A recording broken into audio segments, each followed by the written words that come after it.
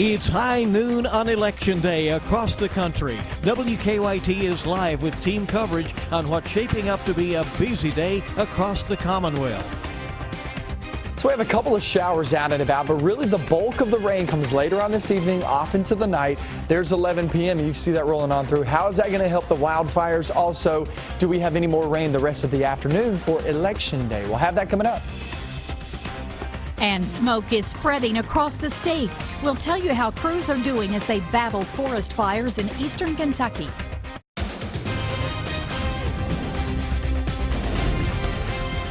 This is WKYT News at Noon. Good afternoon and welcome to WKYT News at Noon on Election Day. I'm Bill Bryant. And I'm Barbara Billy. The polls are open across the country, and poll watchers are reporting long lines in some places that have never seen long lines before. Among those casting their ballots, both presidential candidates who have already voted today. Craig Boswell is in Sterling, Virginia, with the latest on this divisive campaign that is finally coming to an end. Supporters mobbed Hillary Clinton and her husband, former President Bill Clinton, as they filled out their ballots in their hometown of Chappaqua, New York. She greeted voters waiting outside and said she feels humbled. I know how much responsibility goes with this, and so many people are counting on the outcome of this election. Her running mate, Tim Kaine, got an even earlier start, casting his ballot at 6 a.m. in Richmond, Virginia. Donald Trump voted a few hours later in New York City. It's looking very good.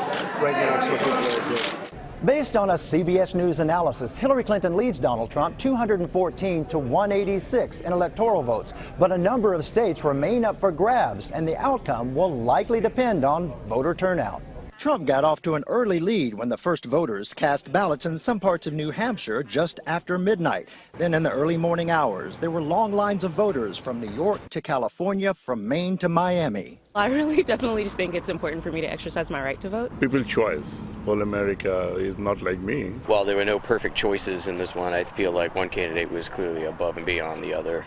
Both Clinton and Trump plan to hold election night parties in New York City to watch the results. Craig Boswell, CBS News, Sterling, Virginia.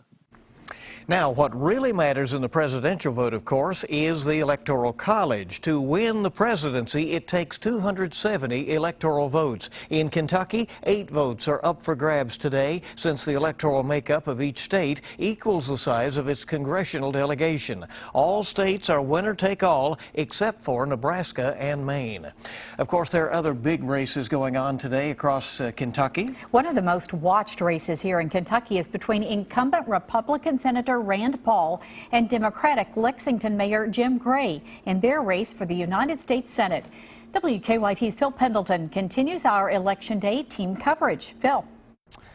A lot of cars and traffic, obviously a lot of interest in today's election, people coming and going here. But for the race between Jim Gray and Rand Paul for U.S. Senate, it has really been a relatively quiet race, but obviously this is one of the bigger races on the ballot here in Kentucky. Jim Gray cast his ballot this morning at Harrison Elementary. Yesterday, Gray crisscrossed Kentucky and telling supporters that he wants to represent Kentucky and create jobs. Former Governor Steve Beshear campaigned with him. Rand Paul also made some stops in various places. We are told he is casting his ballot at this hour in his hometown of Bowling Green. Paul says he simply wants smaller government and to defend the country. He told us that when we met up with him yesterday. And that's why I've gone across the state for the last 9 months carrying a message that we can cut through the gridlock. We can get through the dysfunction in Washington. That we don't want too much power centralized in Washington.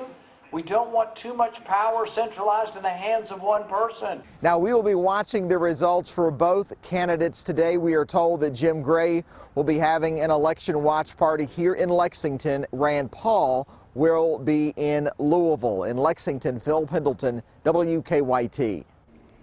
Phil, thank you. In the race for Kentucky's 6th congressional district, incumbent Republican Andy Barr is taking on Democratic challenger Nancy Jo Kemper. Barr voted this morning at Morton Middle School alongside his wife and 2 young daughters. He says he looks forward to the election results as they're a culmination of hard work from so many different people. Meanwhile, his opponent, the Reverend Nancy Jo Kemper, cast her vote at Tates Creek High School this morning. She says she's extremely proud of her campaign and what her team has accomplished. You'll hear from both candidates coming up at 12:30. And here at WKYT News, we're tracking several other races on this election day. Democrats and Republicans who are battling for control of the Kentucky State House. That is the last legislative chamber in the South that is still controlled by Democrats. Democrats currently hold a slim 6-seat advantage. 2 appeals court judges are also running for a spot on the state Supreme Court. There are also some other judicial races, Board of Education races, and for local council or commission races in cities and towns around the state. As for voter turnout, the Kentucky Secretary of State Allison Lundergan Grimes is predicting 60% of the state's registered voters will be heading to the polls today when all is said and done. And from what we're hearing here and there, it is heavier than that, and some areas might be a little slower. Well, I think it's when you hit it. Yeah, you know, sometimes exactly. you can say I'm lucky, there's no line, or 5 minutes later you might have a long line. Absolutely. Grimes says a little more than 3 million Kentuckians are registered to vote. Voters will have the opportunity to do so until 6 o'clock tonight Eastern Time when the polls close. WKYT's Mike Beyer has been at Henry Clay High School all morning talking with voters. Mike, how's the voter turnout there?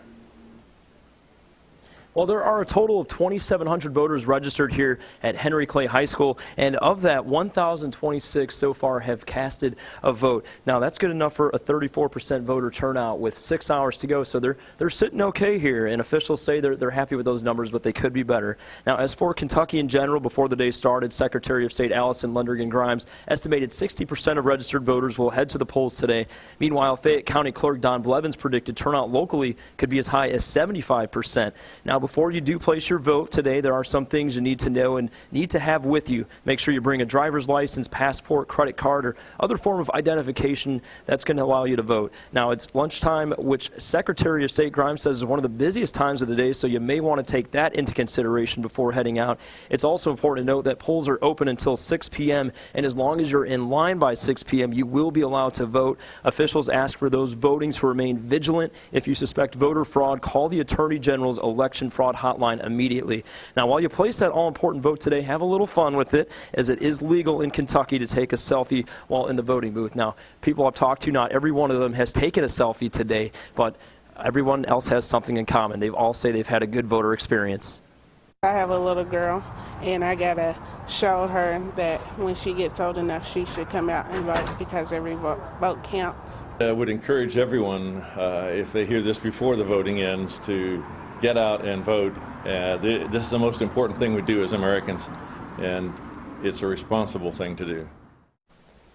Now the voters I talked to today say they're pleased with their experience. Most of them tell me they've been in and out within 30 minutes. They say that's time well spent. Live at Henry Clay High School, Mike Beyer, WKYT. Mike, thank you. And officials are asking that voters remain vigilant while at the polls.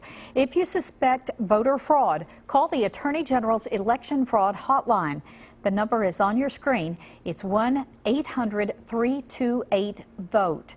Attorney General Andy Beshear says as of 10:30 this morning, his office had already received 64 calls from 26 counties, ranging from questions about voting procedure to comments about poll disruption. And the State Board of Elections also on duty to make instant rulings today.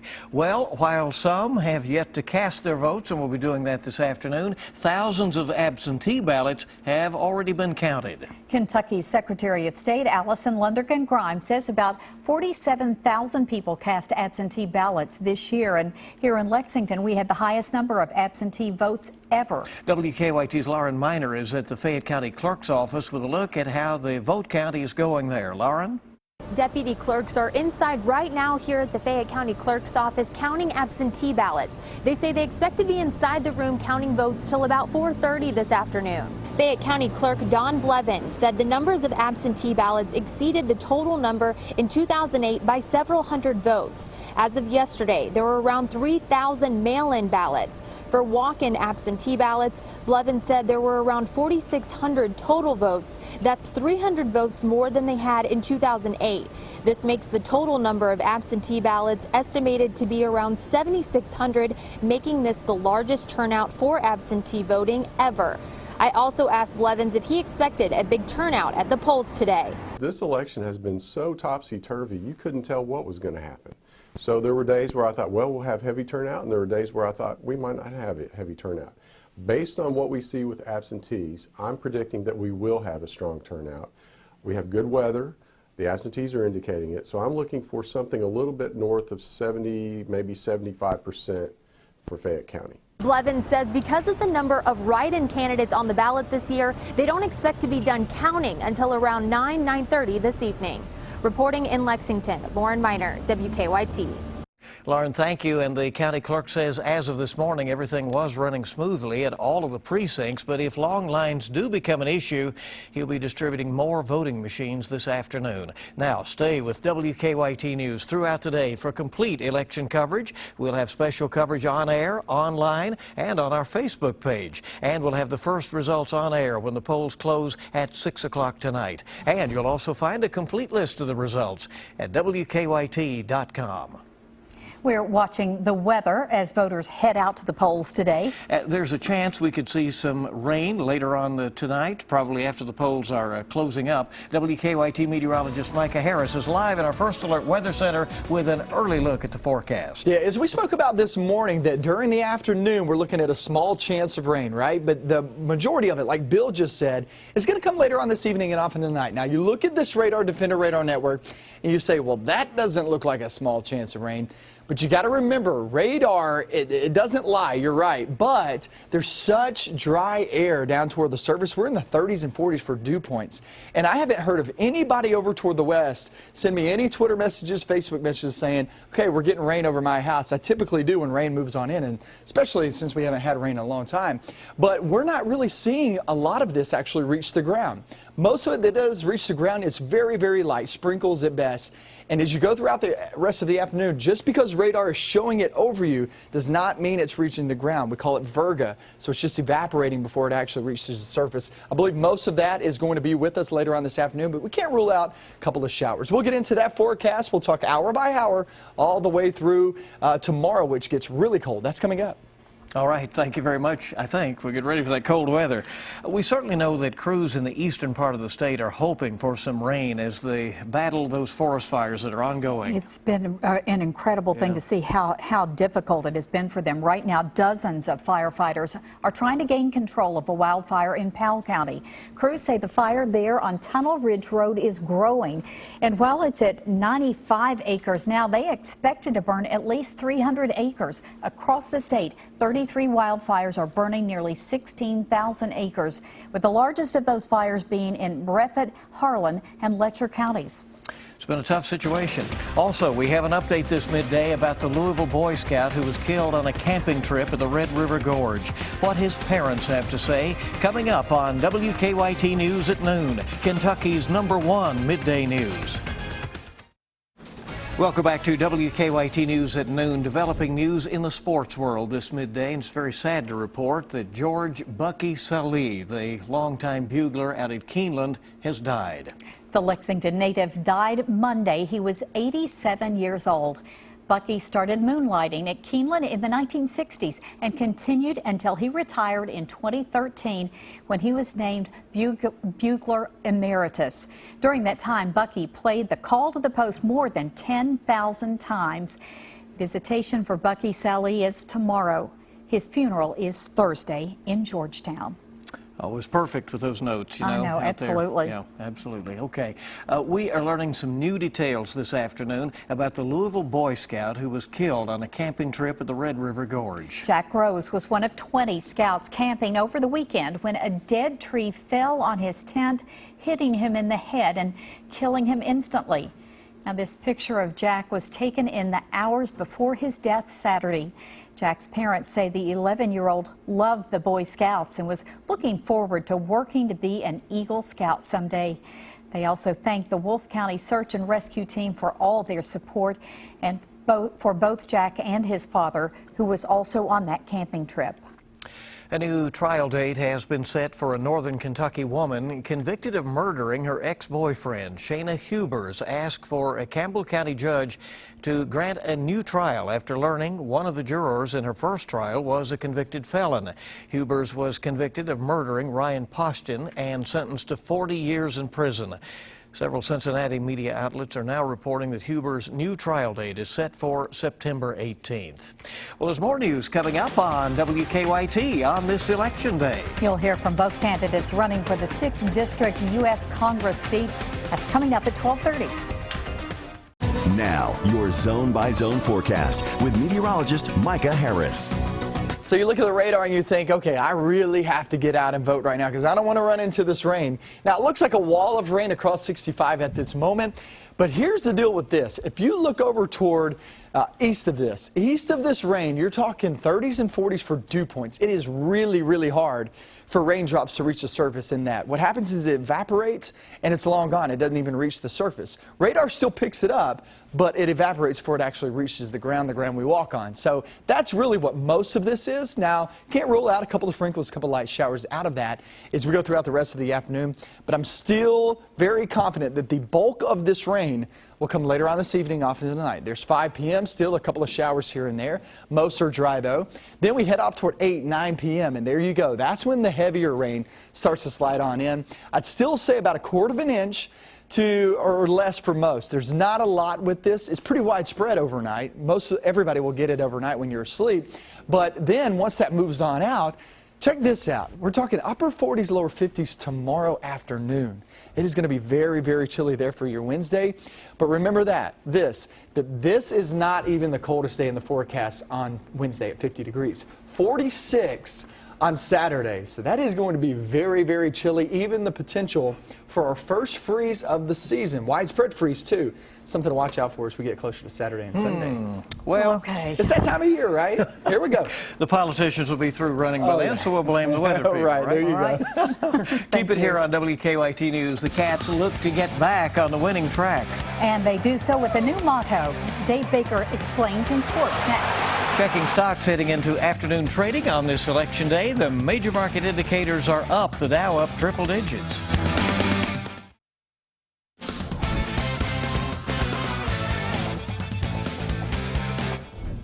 The loss had to be crushing, but Mark Stoops' spirits were high as he got about the work of getting ready for Tennessee this weekend. This is a team that has lots to play for still, including a possible SEC Eastern Division title. And Stoops broke out a unique way to remind the media about perspective. Team will be fine. We'll be ready to go. They'll be back to work, I'm sure. They've been resilient, and they'll bounce back. There's no doubt in my mind. Don't ever quit your cattle on a stormy night. Well, thank you very much. Never heard that before? No. Say it again. Don't ever quit your cattle on a stormy night. That's got to be one of those Bob Stoops quotes that he picked up out there in Oklahoma or something. The Wildcats, early wake-up call on Saturday at Tennessee. Noon Eastern kick from Neyland Stadium, televised by the SEC Network. The Vols will be without defensive back and star kick returner Evan Berry this week against Kentucky. Coach Butch Jones announced yesterday that Berry will miss the remainder of the season with a knee injury. Berry started 3 games this season, and he had 12 tackles. He averaged 32.9 yards per kickoff return to rank second among FBS players. That will be a big loss. And Kentucky's final home game of the season, it'll be November 19th against Austin Peay. It was announced by the television partners that it'll be a 4:30 p.m. kickoff on the SEC Network. Much more coming up throughout the day, including a political look at sports on the WKYT News at 6:30 on the CW Lexington. That's coming up a bit later. But for now, guys, that's a look at sports on this election day. All right, that should be interesting. I'll be around for the 6:30 this evening, so I'll get to hear all that. Thank you, Buzz. Appreciate it. And there's more to come in our next half hour of WKYT News at noon. It is election day across the country, and keep it right here on WKYT for our team coverage as we continue. The 2 candidates for United States Congress were among those in the voting lines this morning. We'll take you there coming up. And tonight's Mega Millions jackpot is $54 million. Wednesday night's Powerball jackpot is $236 million.